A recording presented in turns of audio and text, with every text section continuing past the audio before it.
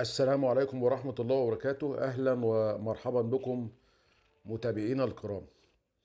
من كام يوم الإعلامي السعودي المعروف وليد فراج كان أدلى بالتصريح وقال فيه إن الدوري السعودي والديربي السعودي هو أقوى دوري وأقوى ديربي على ساحة الوطن العربي. رد عليه النهاردة الأستاذ أحمد دياب اللي هو رئيس رابطة الأندية المصرية، وقال له لا، ده الديربي الكرة المصرية هو أقوى ديربي في الوطن العربي، شاء من شاء وأبى من أبى. أنا كمصري بوجه رسالة للأستاذ أحمد دياب، يعز علي إن أنا أقول له يا أستاذ أحمد، أنت مخطئ تماما. ليه بقى أنت مخطئ؟ لأنك أنت بتتكلم عن الدوري المصري. الدوري المصري ده لازم يكون دوري جماهيري مش دوري مغلق. أنا ما ينفعش أتفرج على ماتش مفيش فيه جماهير من الطرفين وتقول لي ده دوري مصري. لا، ده مش دوري مصري، ده اسمه دورة كده بتعملها الشركات مع بعض. دي دورة رياضية. حاليا هو الدوري المصري يعتبر دورة رياضية بتتبارى فيها الأندية التابعة للشركات.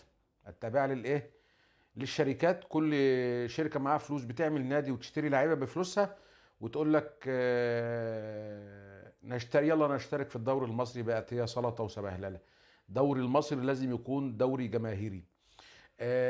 دور على الدوري المصري حاليا مش هتلاقي غير خمس ست أندية جماهيرية يعد على الصوابع: نادي الأهلي، الزمالك، الاتحاد المصري، الإسماعيلي، سموحة. بعد كده مفيش. حتى آخرهم ناديين جماهيريين نزلوا درجة تانية لقلة الموارد المادية اللي تكفل لهم إن هم يشتروا لعيبة وينافسوا بيها حتى للبقاء، زي نادي غزل المحلة ونادي أسوان. يا أستاذ أحمد، أنت جانبك الصواب تماما. أنت بتتكلم على دوري مصري لا تحضره الجماهير، يبقى مش دوري، يبقى دورة ما بين شركات. أنت بتتكلم على دوري مصري بقى متحكم فيه بالكنترول. انت ما انتش عاجبك فرد من الجماهير ما بيخش تاني الدوري مدى الحياة. استاذ احمد، انتوا عاملين حاجة اسمها رابطة الأندية المصرية. المفروض الرابطة دي بتحفظ حقوق الأندية المصرية تجاه اتحاد الكورة. لا، انتوا الرابطة دي بتحط على الأندية المصرية، بتحط على الأندية المصرية عقوبات ونقل مباريات وغرامات للعيبة وغرامات للمدراء الفنيين وغرامات للإداريين وصلت للمدلكين. ليه المدلكين؟ فأنت طالب دوري مصر ازاي يكون زي السنين السابقة؟ انتوا خليتوه دوري استثماري، يعني أصبح مفيش فيه متعة، مفيش فيه جماهير. بأي حاجة يا أستاذ أحمد بتقول عليه أقوى دوري. أقوى دوري لمين؟ للمتفرجين في التلفزيون؟ انا دلوقتي كراجل مواطن عشان احب اخش ماتش لفريقي، اتكلف تكلفه اذا كنت انا من اهل البلد والماتش على ارضي، اتكلف تكلفه توصل ل 100 جنيه واكتر. كانت التذكره ب 100، انتوا خفضتوها ل 75. فانا بقى باكلي وشربي ومواصلاتي هتكسر ال 100 جنيه. في مواطنين كتير ال 100 جنيه بيجهزها او بتبقى اليوم اللي بيمشي بيه بيته بالعافيه، لان اصلا الامور الاقتصاديه صعبه على الجميع. فانت ازاي بتقول الدوري المصري دوري اقوى دوري؟ لا، ما عادش اصلا في حاجه اسمها دوري مصري. انتوا المفروض تشيلوا كلمه الدوري المصري وتشيلوا كلمه اتحاد الكوره. اتحاد الكوره ما عادش له سلطان على الانديه المصريه، ولا عاد نصير للكره المصريه. اتحاد الكوره المفروض انه يتشال وخلاص، يبقى بمكانه رابطه الانديه المصريه اللي هي معاها فلوس. اللي معهوش فلوس ما يلزموش. الانديه الجماهيريه نزلت خلاص. حته ان انا احضر ماتش بدون جمهور عشان خاطر الامن طالب كده، خلاص احنا نحوله بقى لدوري شركات وخلاص. وخلاص نكتفي بكده. لكن دوري مصري ما عادش فيه دوري مصري. انا الجماهير الاصيله المصريه هي الجماهير اللي هي المتوسطه الدخل اللي بتحضر الماتشات.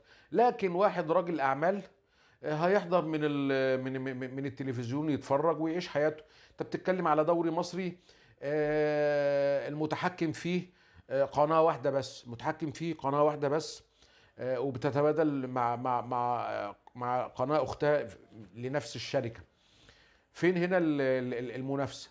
بتتكلم على دوري مع المفروض ان ما عادش الكاميرات العادية ديت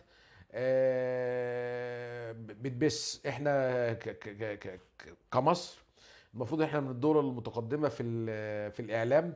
لا، احنا بنشتغل بالكاميرات العادية والاتش دي ديت بالصدفة.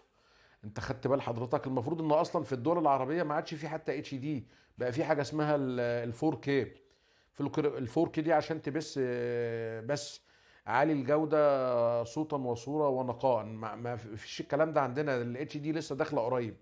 وحته ان محطه واحده تتحكم في الدوري المصري، لا، يبقى كده اقول على الدوري والمتعه السلام عليكم ورحمه الله. فانا عايز اتحاد الكوره ورئيس رابطه الانديه المصريه يراجعوا نفسهم ويوقفوا تدهور الدوري المصري، لانه فعلا هيبقى في المؤخره، وفعلا هو ابتدى يبقى في المؤخره. اتفرج على الدوري السعودي حاليا والاحتراف بيجيبوا لعيبه من اغلى لعيبه العالم، ورونالدو وغيره وغيره وغيره وغيره. احنا عندنا ما فيش الكلام ده. اذا كانت انديه الشركات عايزه توصلنا لمتعه حقيقيه ويبقى دوري قوي، طب هات يا سيدي، لو تقدر هات لعيبه عالميه زي ما السعوديه جابت من اوروبا وامريكا اللاتينيه وخلافه وخلافه. فانا بقول للاستاذ احمد دياب: يا استاذ احمد، انت جانبك الصواب في الرد، وانت ما تردش بحاجه أصبحت من التاريخ الماضي، زي الآثار المصرية. لما نتكلم عن مصر زمان، هي فعلا أحسن من مصر الأيام دي. مصر الفراعنة كانت أحسن من مصر الأيام دي. وهو هو نفس الإنسان، وهو هو يعني نفس المواطن. فأنتوا شوفوا إيه اللي حصل في البلد، وإحنا بقينا في تخلف. كان الإنسان، كان المصري يجي من شغله ويتغدى، يحضر البطيخة بعد ما يحطها شوية في الساعة كده ولا ساعتين في التلاجة، ويقول للمدام: طلع البطيخة عشان هنتفرج على ماتش الأهلي والزمالك، والجماهير بتتفرج كلها ومالية المدرجات. هنتفرج على ماتش المحلة والأهلي، هنتفرج على ماتش الأهلي والإسماعيلي، هنتفرج على ماتش الزمالك والترسانة، الأهلي والأولمبي، غزل المحلة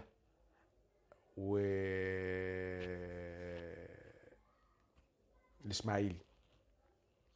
دي كانت الكرة المصرية كانت جميلة، الزمن الجميل، وما عادش ومش هيكون الدوري المصري زي زمان إلا ما اتحاد الكورة يفكر ويشوف أسباب التدهور. احنا بقالنا دلوقتي من 2011 لحد الآن مفيش جماهير بتحضر الماتشات، فأصبح الدوري ما هوش جماهيري عشان نقول احنا الدوري المصري والديربي المصري والكلام ده. راجع نفسك يا أستاذ أحمد. وتحية كبيرة للأخوة في المملكة العربية السعودية اللي بدأوا يلفتوا أنظار دول العالم للدوري السعودي، وربنا يوفق الجميع. والسلام عليكم ورحمة الله وبركاته.